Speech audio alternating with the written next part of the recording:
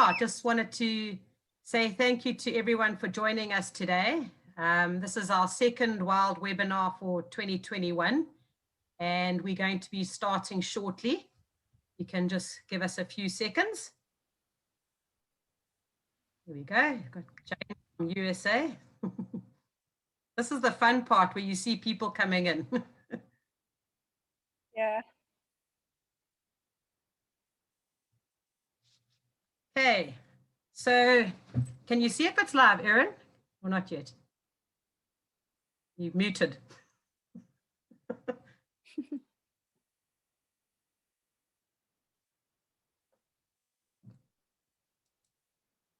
don't know if there's a way. Anyway. Okay. Anyway, we're recording, so I can always put up on afterwards. Let me just try and stop that.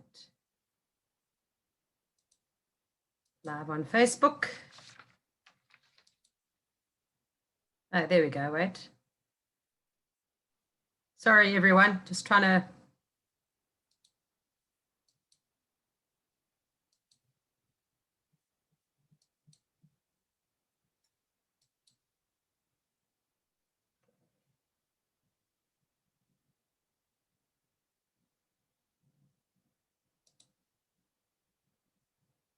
Just pushing buttons at the moment. Sorry about that.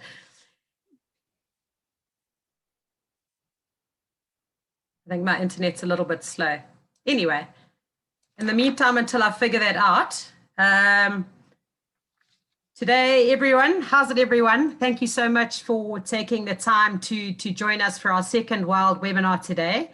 My name is 𝗁𝗲𝗱𝘆. I'm the founder of the Blue Sky Society Trust. And today we've got guests from African Pangolin Working Group. We'll be chatting to Nicci, Wright, and Jansen. And yeah, there's a Q&A button at the bottom. So if anyone's got any questions, Erin will be monitoring that again for me today. And at the end of the talk, we'll be answering as many questions as we possibly can. Yeah, and then to... Why is this thing not going live? I don't know. Yeah. Yeah, so basically I'll be recording the webinar as well. So if anyone that misses it, we'll put that on the link up afterwards. But I just wanted to ask each and every single one of you just to remember that we are raising money for African Pangolin Working Group. So please dig deep into your pockets, and yeah, if you can help us by donating a few rands or cents or whatever it is, we'd just really appreciate the support. I'm very excited to learn more about pangolin. So it's a very special and unique and highly endangered animal that a lot of us don't know a lot about. And yeah, I think it's time that we need to learn.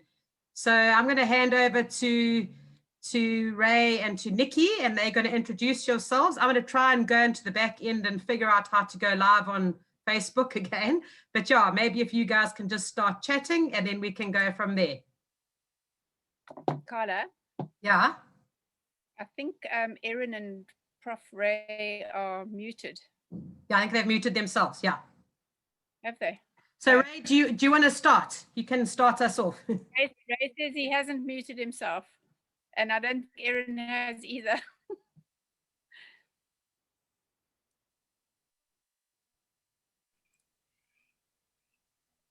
Okay, I'm unmuted. I can talk. Maybe he didn't want me to say anything. Yeah, thanks very much, Carla, for arranging and hosting this event.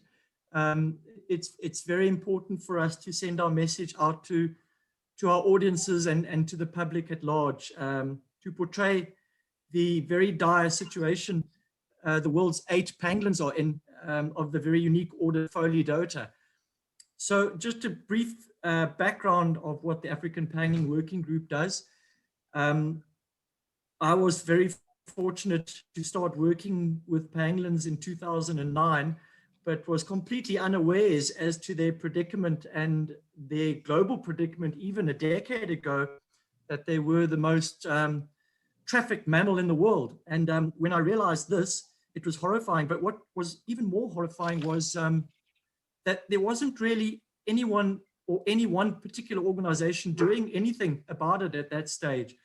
So Nicci and I were the founding members of the African Pangolin Working Group that we started to put together in 2010. And then we were formally established in the middle of 2011, where we registered formally as a non-profit organization. So the primary role was to try and attempt to reverse the decline in pangolins around the world. And then we thought, well, our first name was the Pangolin Working Group, and then we thought we will never be able to work with all 8 species. So we had to focus on the 4 African species, and hence our current name, the African Pangolin Working Group. So we work right through sub-Saharan Africa, assisting pangolins where we can. See, our focus is in Southern Africa, and in particular South Africa. And our core function is to retrieve them from the illegal wildlife trade. This is working very closely hand in hand with security, legal security in this country, government, South African Police Service, the Directorate of Priority Crime Investigations, the 𝗍𝗶𝗱𝘆, commonly referred to as the Hawks, as well as the Environmental Management Inspectorate, and also other organizations such as the US Department of Homeland Security in recent times. And collectively, we form quite a formidable unit. It's not a formal unit. There are police canine units involved, crime intelligence units, stock theft and endangered species unit. But we've become extremely efficient in intelligence-driven sting operations around the country. Last year, we retrieved 38 pangolins out of the trade. The year before, 37. The year before that, 48, and so forth. And interesting, last year, there was actually more we retrieved out of the trade than prior to the pandemic. And I think that's a knock-on effect from people losing their work and destitute people and people sourcing other avenues of income, reverting to crime, and wildlife trafficking is just such a crime. When we catch these guys, you know, it's obvious. A lot of it is poverty, but there's also organized crime, which has increased significantly in recent years. A couple of years ago, pangolin trafficking was about 5 to 6% of the organized crime, but now it's between 10 and 20%. Just like every other commodity that's traded illegally, because pangolins, you cannot purchase them legally. They're CITES Appendix 1. So it's underground trade. And as this goes underground, organized crime becomes more prevalent. The prices skyrocket. Pangolins are no longer sold per kilogram, they're sold per gram. I won't tell you the price because that'll fuel the trade. But when we retrieve them out of the trade, they're all compromised, they're all in a really bad way. Some of their condition is not obvious, and they're immediately taken to an organization we work very, very closely with, the Johannesburg Wildlife Veterinary Hospital. And Nicci is also a partner, founder, member of that hospital, and she'll talk a bit more in detail of the happenings in the hospital and their success and their more recent very good successes. Following on from their treatment basically in ICU, the pangolins will go into what we're establishing now as a pangolarium. It's the first type facility that we're aware of in South Africa that's purely dedicated to pangolins. It's a halfway house for pangolins before they start their rewilding process. We hope to launch the pangolarium in the next week or two or couple of weeks. And then the rewilding process is a facilitated soft process where the animal is put back into the wild, but we have to be careful because they do suffer from not only physical elements, but mental elements as well. You know, post-traumatic stress disorder coming out of the trade, of being kept in confined spaces, tied up in wire, kept in boxes, their own excrement and feces, beaten with hangers, kicked around. It's incredible what they endure and the mental health that they suffer. So just to push them back into the wild, open the crate door and let them go doesn't work. They have to go into a facilitated ease process of at least a couple of days to a week to become accustomed to their sights, the smells of this new surroundings, make sure they've got enough suitable ants to forage, because they don't all eat the same termites. And then they find suitable shelter, like suitable burrows, etc. And then we monitor them very closely for the first 3 weeks, every single day, up to twice a day, where they're checked on and weighed. And then after that, once a week for at least 3 months, and then even up to a year. So that's the core function we do. And one of the really exciting landmark projects we're busy with is to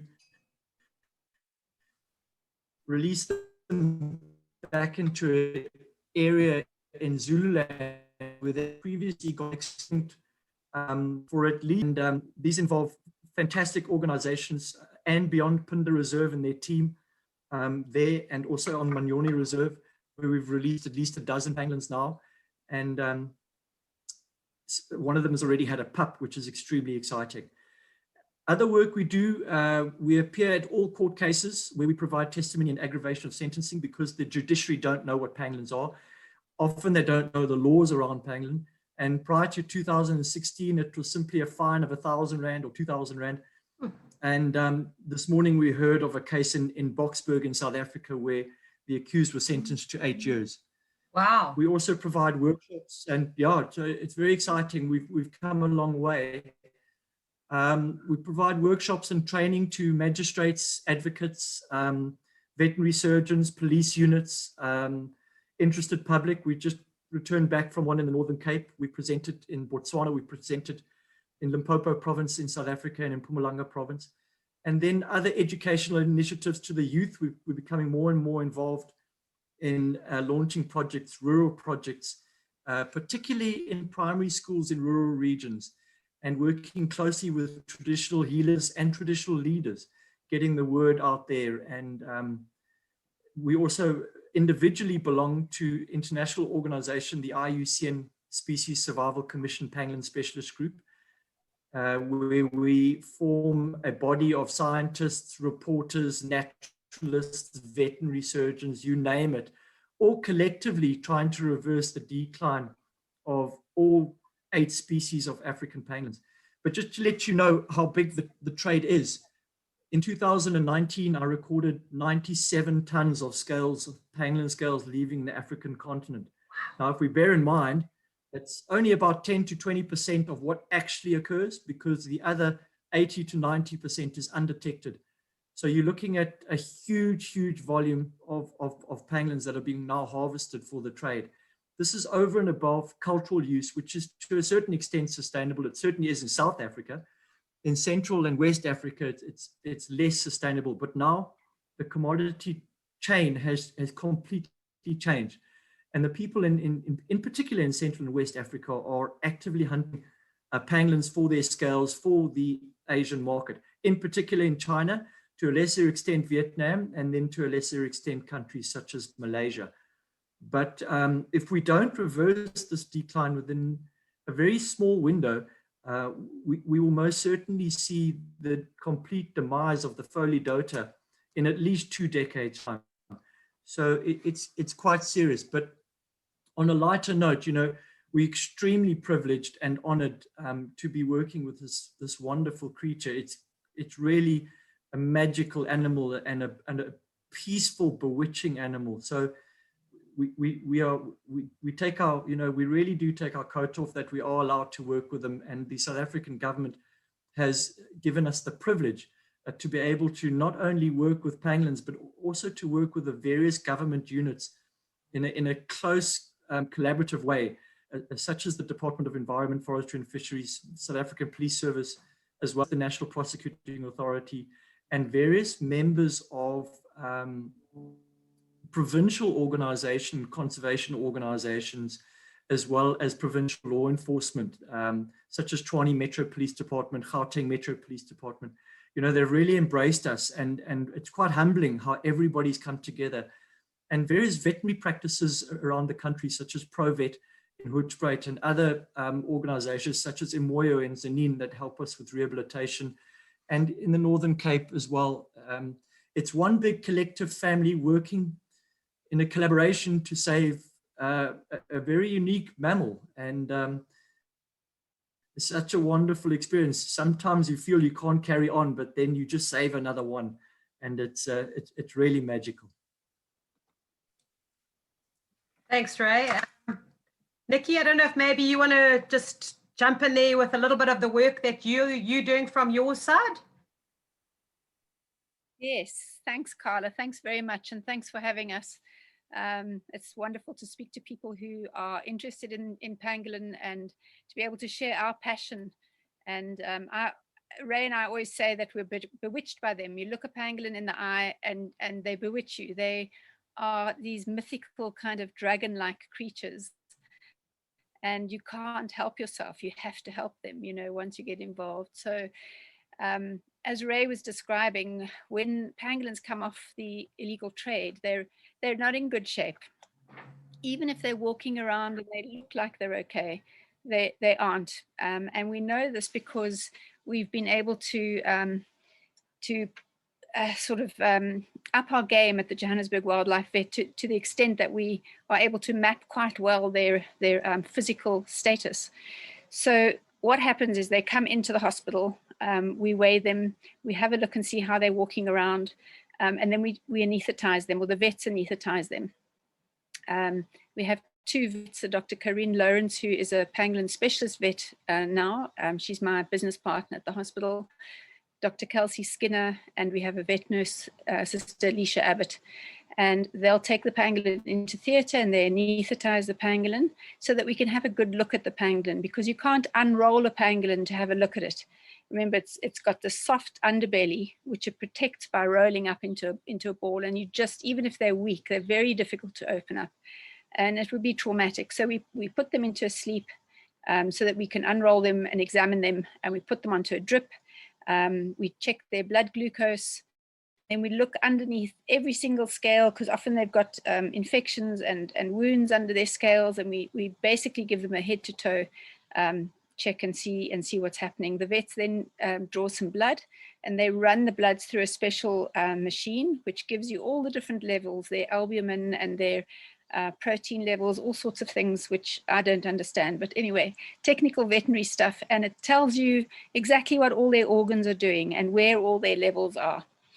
Now, Corinne has done her master's degree on the normal blood values of pangolin, so that if you don't know what the normal values are, you won't be able to know what you're looking at if you take blood from a compromised pangolin.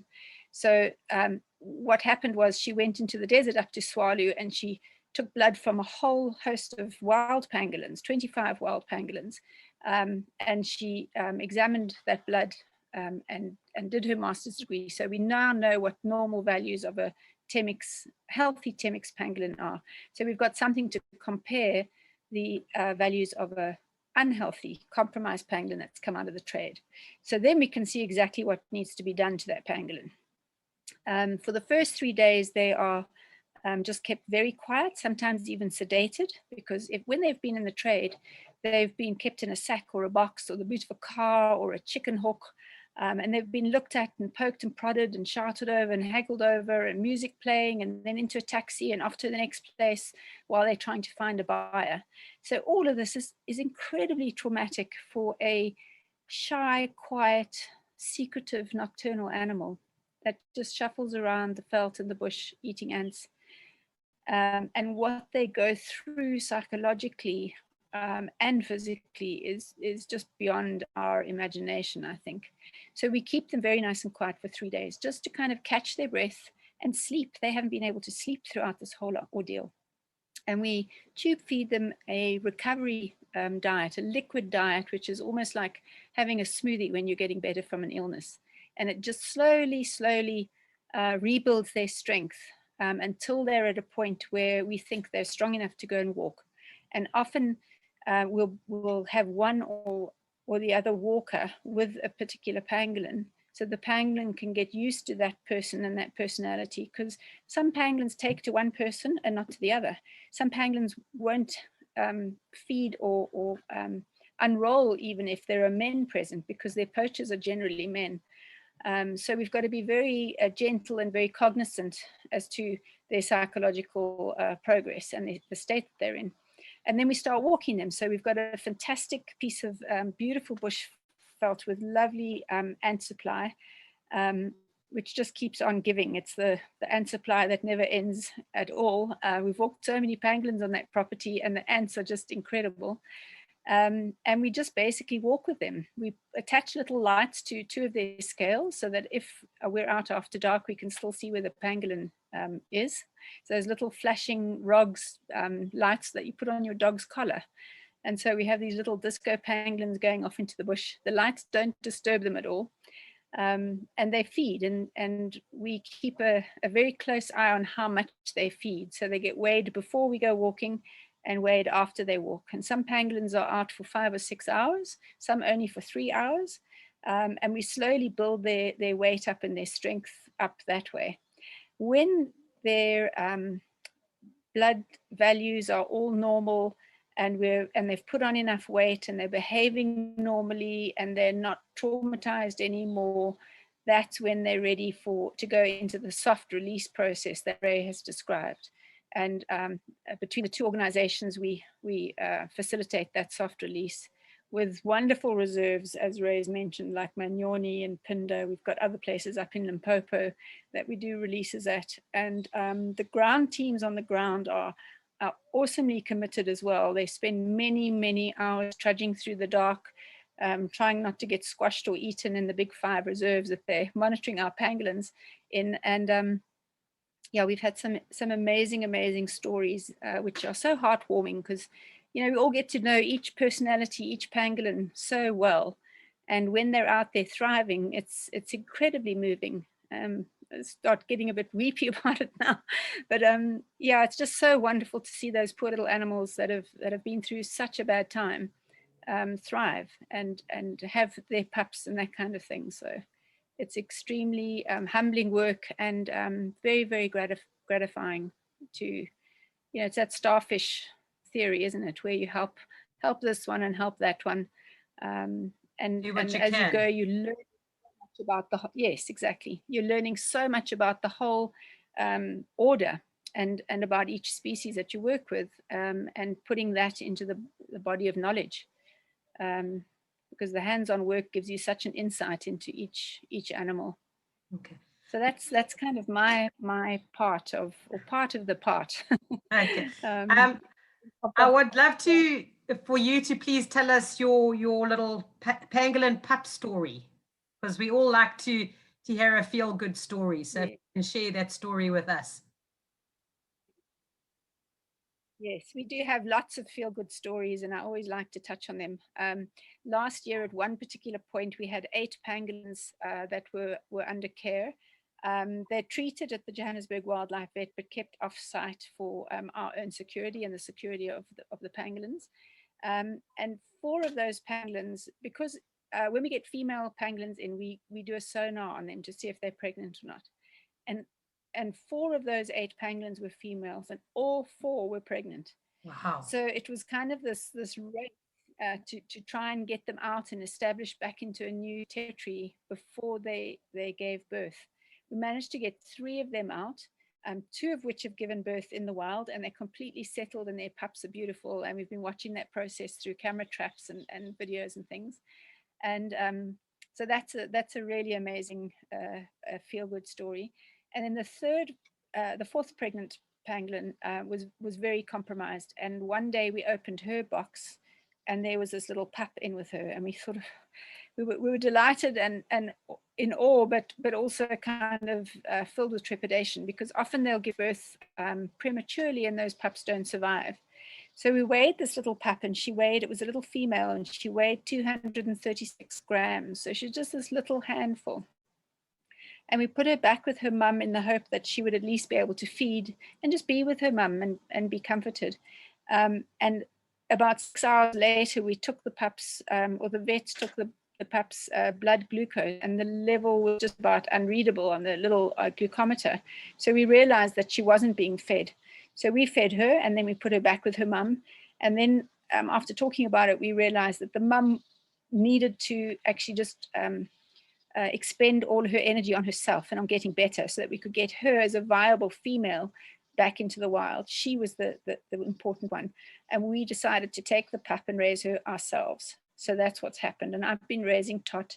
She turned 5 months on Valentine's Day. And I'm not besotted at all. No. She's been an absolute delight, and I've learned so much. She's a lovely little character. The things she does, I mean, she plays and she rolls in mud and rolls in sand, and can be very affectionate to me. And she's just delightful, and it's been an unbelievable privilege to watch her unfold and learn how to be a pangolin, which is what she's doing. And she's doing so well. And when she's the right weight, which is probably about 6.5 to 7 kilos, that's when we'll be able to put telemetry on her and then put her into a soft release process. Okay. And then she'll be the proper wild pangolin. Maybe, Prof, Ray, if you don't mind, or Ray, I should say, if you don't mind just chatting about, obviously we're here to try and raise a bit of awareness and money for you. And I know you guys have got a wish list, which you can find on my Blue Sky page, but it's quite interesting. Well, I would like to maybe learn a little bit more why you need the scales and the telemetry sets and things like, how can we help you to do, because I mean, you guys are on the ground every single day doing the important work. I'm sitting in Durban, but I want to be able to help you. How can we help you? What can we do to help you guys? Yeah, thanks, Carla. I'm really not good at asking for money. I feel so bad. I am. We've had such tremendous support from people all over the world. Some folks in the States give us $5, or someone from the UK sends £2, or someone from Germany sends a couple of euros. It just makes such a huge difference. Unfortunately, it's a very costly exercise to monitor these animals for up to a year. We put 2 types of transmitters on. The one is called a very high frequency transmitter, or VHF. That's for close monitoring, but in the African bush, we can only get about 3 to 4 kilometers range. So we lose these little buggers because they walk up to 10 kilometers in an evening. If they put their head down, they can go. And they often do. And then we lose them. And it's quite an expensive thing to hire an aircraft or source an aircraft to get a visual from the air. So we put in a satellite transmitter as well. And that's turned out to be extremely useful. But the 2 units together in South African rands are about 25,000 per individual. It's about $1,500 per pangolin. We don't get any financial support from the South African government. So we really, put it out there, and the global community and have been really supportive. We've had some fantastic contributions. More recently, though, we coming to the end of our pangolarium, and our counter-poaching canine unit is also going to be based at the pangolarium. It's a rural facility, and it's quite exciting because last week we purchased our first Dutch Shepherd, which is going to be one of the search dogs trained on the center of all 4 African pangolin species. And it's the first one of 2 dogs that we're going to acquire. They'll be based there. And at the pangolarium, we do need clinic facilities such as a scale that can at least weigh to 2 or 3 decimal places. They are quite pricey. A stainless steel surgery table. I think Nicci should come in here because this is really her department, how we need to deck out. We've already purchased equipment for the sleeping units for the staff and that. I think it's more so, and we've purchased a computer and the internet, but I think it's more so for the clinic. Maybe for Nicci, hand over to her to tell us what our wish list is there. The scales that we weigh the adult pangolins on, because some of them can weigh up to 15 or 16 kilos. It's one of those scales that you would walk your dog onto at a veterinary hospital. So one of those scales we need for the daily weighing, but also a smaller scale. When you get smaller pangolins, you get these nice little digital scales that can sit on a table. A stainless steel table just to work from. one of those trolleys, the stainless steel trolleys that we can keep, you know, ointments and that kind of thing, that if the vets want treatment to carry on with us, or you know, putting creams on wounds or whatever it is, that can be for storage. And then also pangolin boxes. So we keep the pangolins in big wooden boxes that are custom built for pangolins. They're very strong, because pangolins are very, very strong animals. And they all need to be built and paid for. And I think that's about it. And the usual towels and blankets, heating pads, because a lot of these pangolins come from much warmer areas than where we are here in Gauteng. And during winter, it gets really cold. It can be below 0. So heating pads need to go underneath the boxes, so the pangolins, and you'll find in the morning when you come and check on them, they're all curled up in their fluffy blanket right on their heating pad. So those sort of things to keep them, to keep them nice and cozy. I think that's all I can think of. Yeah, we've got if anyone wants to find out, if anyone wants to find out more about the wish list, I know Erin's posted the link to our page.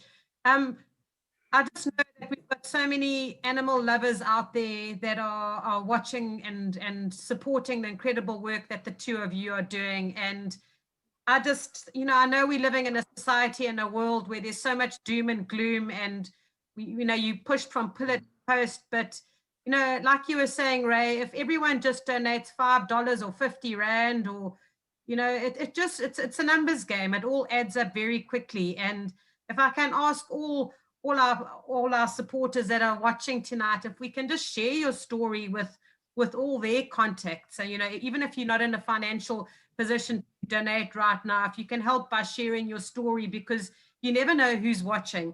And as I say, I know there's some very special people out there that do a lot of work for conservation, and it's about, you know, in these turbulent times, it's about supporting each other and lifting each other up. Because I mean, sometimes, like I was saying to you earlier, Nicci, I feel like sometimes you want to throw in the towel when the days get tough, but you can't. I mean, you can't. We just can't. It's not even an option.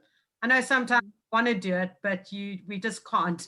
And maybe one of you can answer, I mean, why is it so, I mean, they're such incredible animals, but why is it so important for people to know that they need to be protected and they need to be, you know, if they become extinct, how will it affect the you know, the world, really? I mean, what would make people care? I mean, why should people care? I know it's a big question. Yeah, I've got a bit of a controversial answer there.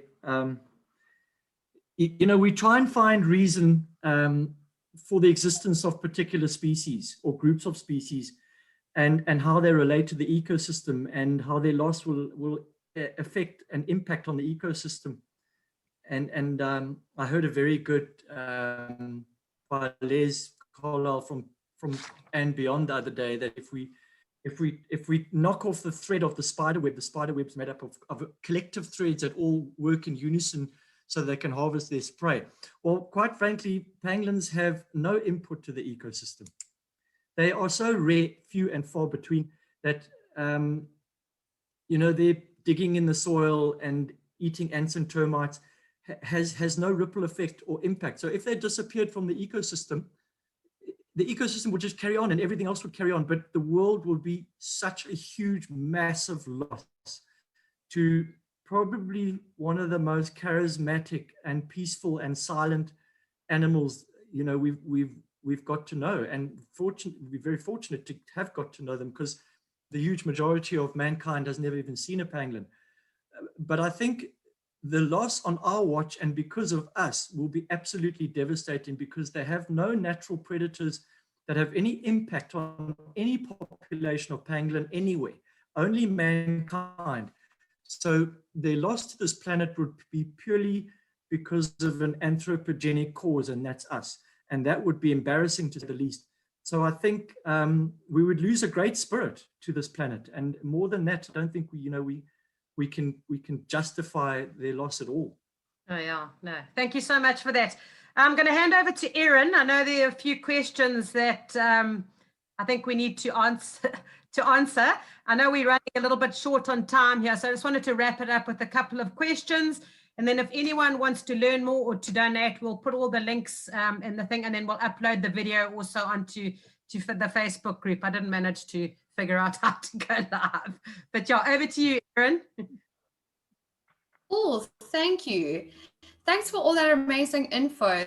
That's, I think it's brought a lot of enlightenment to all of us on this absolutely fascinating little creatures.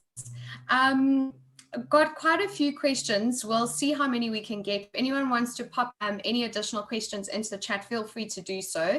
And then if there are any that we don't get to at the end, I'll be doing a post up on our Facebook group if anyone would like to pop in any questions, we can try and get around to them. But one of my first questions I'd like to ask is, are pangolins very solitary animals? Do they, how do they find a mate? How long are they with a mate? Do they mate for life?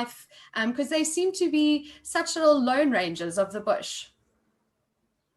They are solitary animals, yes. Well, we think that the males and females territories overlap, don't we, Ray? Yeah, absolutely. So we're not sure. Yeah. Carry on. Yeah. So as far as I'm aware, they're not monogamous. So the females are a lot like human females. They either choose the guy because he's good looking or he's got a nice house.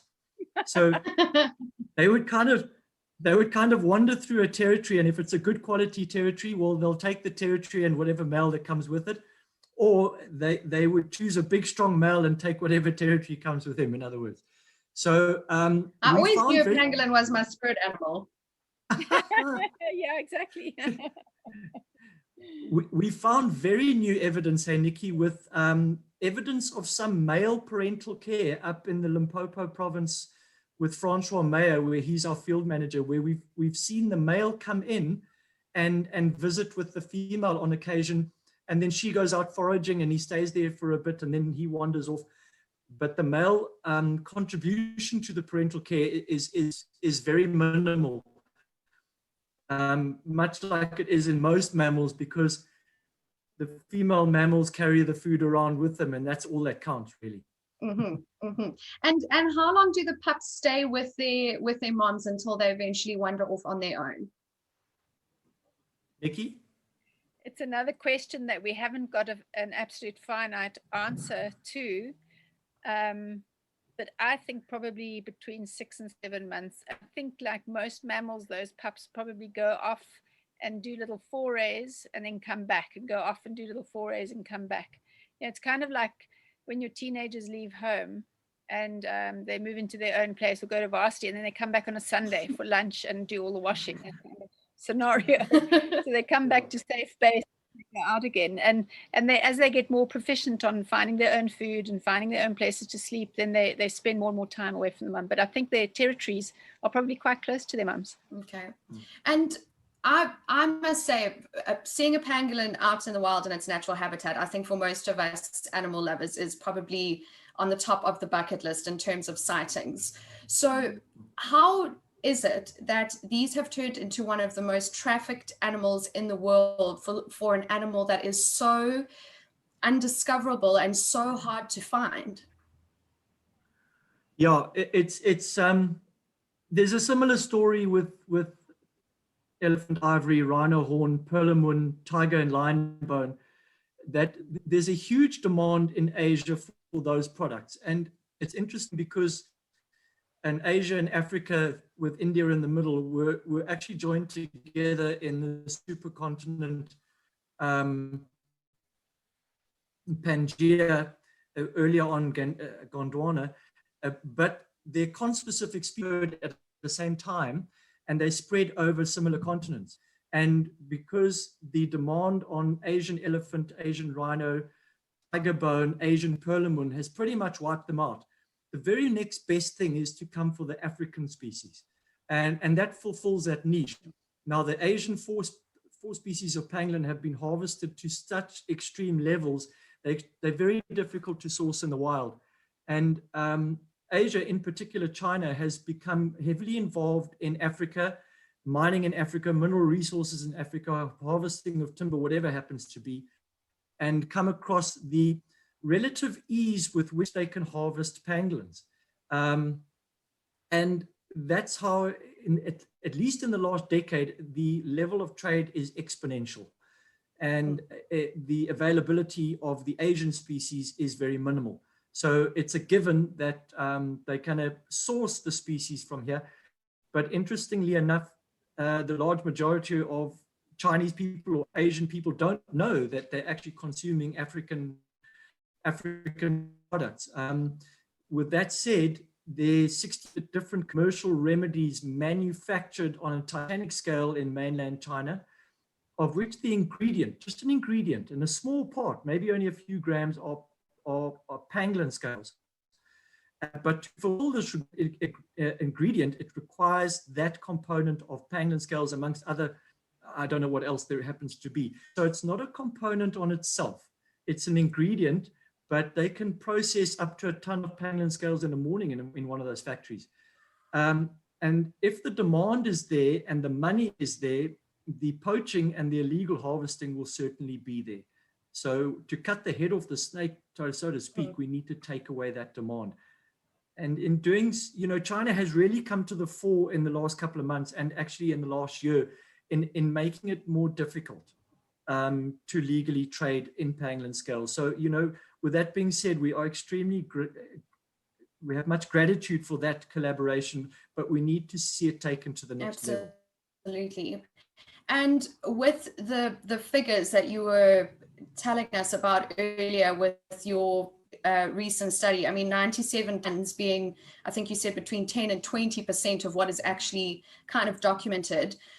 That's such a minimal portion of the illegal trade. But once those animals are taken from their habitat and they put in these horrific holding environments until their final destination, what is that time period like that you actually have to intercept? How long can they realistically survive in those conditions? Nicci? Well, the tons of scale that we hear about leaving like Nigeria and other African countries heading to Asia, those are just the scales. So those pangolins have already been killed. They've either been killed for the bushmeat market, or they've been killed specifically to harvest the scales, because that's the important part. They don't send the meat over to Asia. In Southern Africa, however, the trade is slightly different. They will trade in scales if their live pangolin that they have dies. And I think that, the pangolins that we get off the trade are all usually, or 99% of them are alive. And I think it's because sometimes they come in from neighboring countries and they can't bring in a carcass because they don't have refrigeration. So they keep the animal on the hoof, as it were, keep them alive until they can sell them to whoever is going to buy them. It could also possibly be eventually coming to the Chinese market here in Johannesburg or Pretoria or Cape Town, anywhere that they can get a buyer for. So it is slightly different. Up in North and or Central and West Africa, it's scale, and down here in Southern Africa, it's live pangolins. And a live pangolin won't survive more than 2 weeks, 3 weeks at the maximum in captivity. And that's 2 or 3 weeks too long in those kind of circumstances anyway. So that's heartbreaking news. That no, they don't have vocal cords. Crazy, yeah. So they really are just flying under the radar at any given moment. So sweet. I've got a question here from Anna from Botswana. She's got 2 little pangolin fans, Ebony, 8 years old, and Aria, 6 years, from Botswana. Do baby pangolins have scales when born? And what do baby pangolins eat? If one of you can answer that. Nicci? Okay, they do have scales when they're born. They have very soft scales. I'm just trying to find a photograph of Tot, the little pangolin pup, when she was born, so you can see what her scales look like. Let's just see. So they've got very soft scales and they're quite pink. I'm not sure. Oh, I don't think No, you can can't really actually see. see that, can you? No. No, sorry. Oh, yeah, shame. Anyway, they're very soft, but they're kind of smooth. They're all melded, almost melded together. So you don't feel the individual scale. And as they get older, the scales harden and they become sort of more individual as they get older. And pangolins are mammals, so the baby pangolins drink milk from their mums. Okay. Okay. I think we're going to wrap it up there. I just wanted to say from my side to everyone that's logged in from all over the world, thank you so much. I know Peter Eastwood and Kath were up at 4 o'clock in the morning just to come and listen to Nicci and Ray chatting about this most incredible animal. And Nicci and Ray and Erin, thank you so much. I cannot thank you enough for, I know your lives are busy and stressful, and we've got World Pangolin Day coming up, and I know you've been pulled from pillar to post, but I'm really hoping that with the generosity of some of our supporters and followers and Blue Sky Society members, that we'll be able to get a few donations for you, or at least, you know, try and spread your story to the rest of the world. I thank you from the bottom of my heart for all the incredible work that you're doing. And yeah, just thank you once again for your time. Greatly appreciated. Yeah, and if anyone, we've got these pangolin buffs as well on my wildlife series that for every one that we sell, 15 Rand goes towards a project. And obviously our chosen project is the African Pangolin Working Group. So if anyone, we've got winter coming up, but yeah, if anyone wants to buy one, then yeah, we just appreciate your support. But Nicci and Ray, thank you so much for your time, and for everyone that's logged in, just thank you very much for the support. Thanks very much, Carla, for having us. Thanks for spreading the word, and thanks for everybody for being part of our pangolin community. We need you all. Cool. Yeah, I second that. Well said, Nicci. And thanks, Carla, for putting it together and to reach out to us and for networking. It's important because it's interesting. Literally every pangolin we retrieve from the trade comes in as an intelligence message from just a normal member of public. So public is huge. You're the spear out there. And thanks again for hosting us. Cheers, everybody. Cool. Thank you so much, everyone. Cheers, Bye. Bye. Ciao. Bye.